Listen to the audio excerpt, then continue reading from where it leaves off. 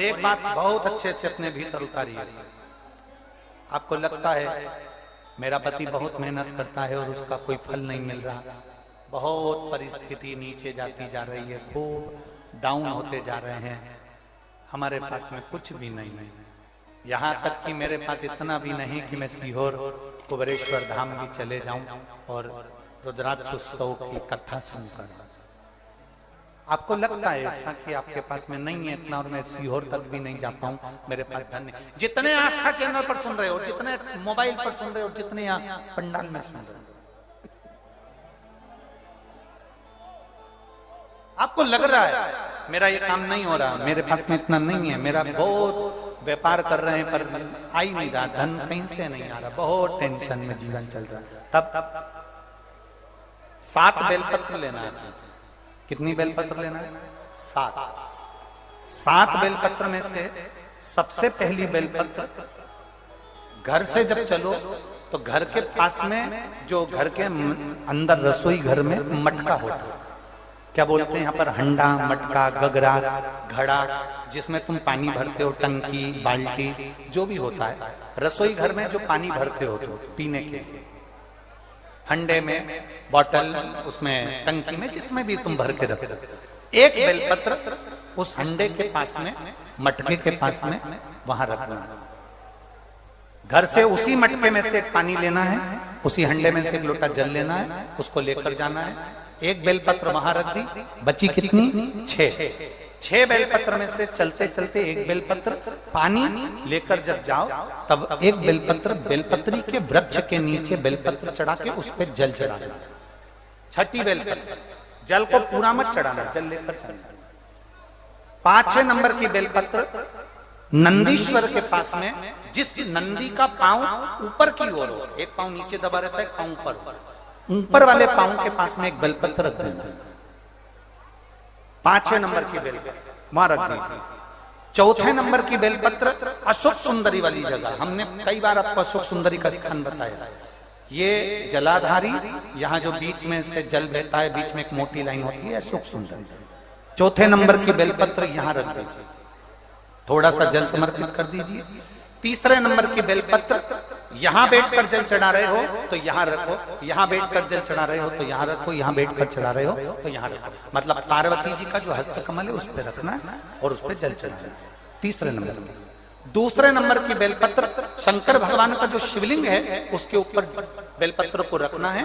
बेलपत्र की जो डंडी है, आप बैठे हो वहां पत्ती का मुंह होना चाहिए, डंडी का मुंह तुम्हारे ठीक विपरीत। बेलपत्र यहां रखें। 2रे नंबर जल चढ़ाएं।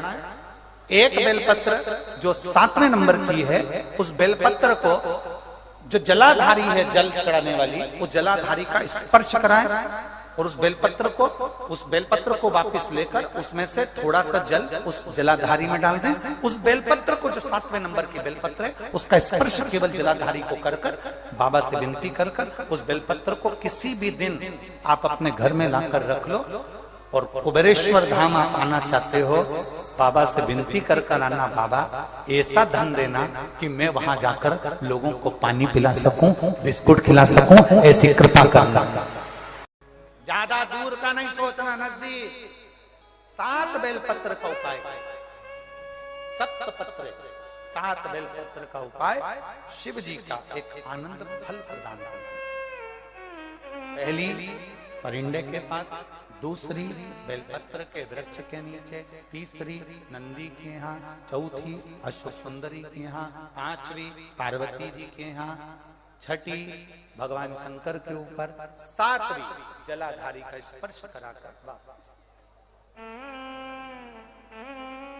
वापस।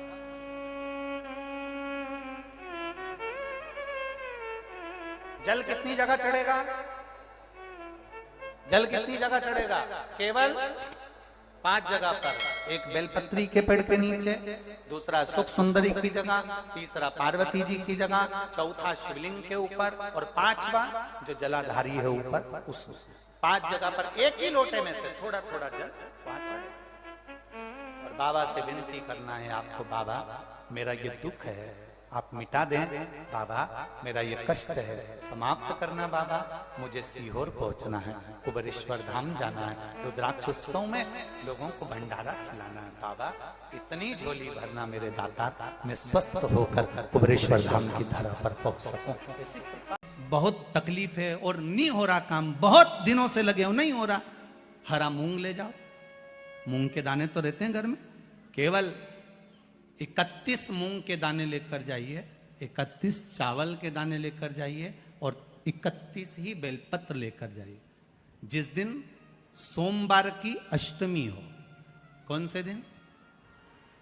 सोमवार की अष्टमी हो, उस दिन शंकर जी के मंदिर में जाओ, 3 चीज लेकर जाओ, मूंग के दाने, चावल, बेलपत्र।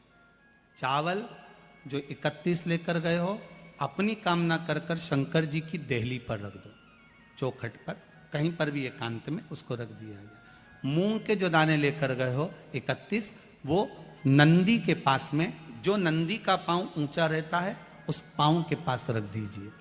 और जो 31 बेलपत्र लेकर गए हो, वो 31 बेलपत्र अशोक सुंदरी वाली जो जगह है, आपको पहले बताया है कथा में, अशोक सुंदरी जी का स्थान, ये शिवलिंग, ये जलाधारी जहां से पानी बहता है, उसके बीच में एक मोटी सी लाइन होती है, जो शंकर भगवान की छोटी लड़की अशोक सुंदरी का स्थान है। शिव जी के 13 बच्चे हैं, 13 बच्चे में सबसे छोटी लड़की अशोक सुंदरी यहीं पर विराजमान होती है, जहां से पानी नीचे गिरता है। प्रत्येक शिवलिंग के सामने एक मोटी सी लाइन होगी, उस मोटी सी जो लाइन है अशोक सुंदरी, वहां पर जो 31 बेलपत्र लेकर गए हो, अपनी कामना कर कर पीला चंदन, लाल चंदन लगाकर उस पर समर्पित करते जाओ। उसकी डंडी जहां से पानी बहता है उस ओर होना चाहिए। आप निवेदन कर कर देखो, एक सोमवार की अष्टमी पर कर कर देखना, दूसरी सोमवार की अष्टमी आएगी, अपने आप आपका काम हो गया होगा। बाबा से निवेदन तो करो, क्यों भटक रहे? भोला सब दुख काटो। श्री शिवाय नमस्तुभ्यम, हर हर महादेव।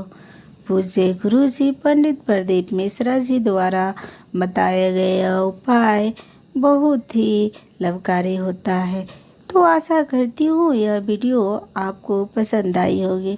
वीडियो पसंद आई होगी तो वीडियो को लाइक करें, और चैनल पर नए हैं तो चैनल को सब्सक्राइब ज़रूर कर लें, क्योंकि हमारे चैनल पे पूज्य गुरु जी पंडित प्रदीप मिश्रा जी द्वारा बताया गया इजी और सटीक उपाय हम लेके आते हैं अपने चैनल पे।